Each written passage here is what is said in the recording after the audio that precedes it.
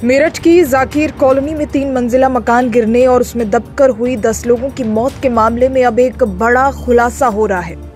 कहा जा रहा है कि नगर निगम ने वहां के लोगों को पहले से ही वार्निंग दे रखी थी।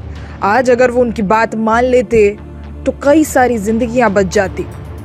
कहा जा रहा है कि नफ्फू बीबी अगर नगर निगम की बात मान लेती और पार्षद की बात को भी अनसुना ना करती तो 10 से भी ज्यादा जिंदगियां बचाई जा सकती थी। मेरठ में हुए इस मकान हादसे के बाद एक बड़ा खुलासा है ये।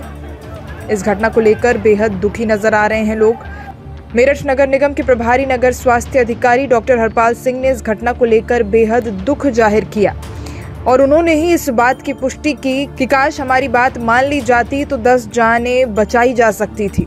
डॉक्टर हरपाल सिंह ने खुलासा किया कि नगर निगम की तरफ से 6 महीने पहले नोटिस जारी कर दिया गया था कि डेयरी को शिफ्ट कर लिया जाए। ये भी चेतावनी दी गई थी कि मकान की हालत ठीक नहीं है, जर्जर हालत में है और कभी भी हादसा हो सकता है, लेकिन उस नोटिस को नजरअंदाज कर दिया गया और उस वार्निंग को भी।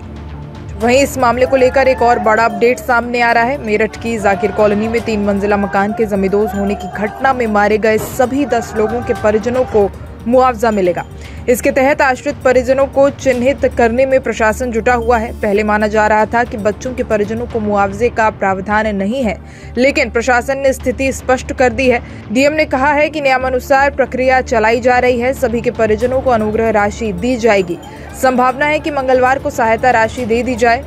इन सभी के घर वालों को मिलेगा 4-4 लाख का मुआवजा। नफीसा उर्फ नफ्फो, साजिद, सानिया, साकिब, रिजा, अलीशा, निमासा, फरमाना, आलिमा और सिमरा। वहीं मेरठ नगर निगम के प्रभारी नगर स्वास्थ्य अधिकारी डॉक्टर हरपाल सिंह ने इस मामले में और अपडेट देते हुए खुलासे किए कि डेयरी शिफ्ट करने की बात नफीसा उर्फ नब्बो बीबी से की गई थी। उन्हें बताया गया था कि उनका मकान नीचे से कमजोर है और कोई हादसा जल्द हो सकता है।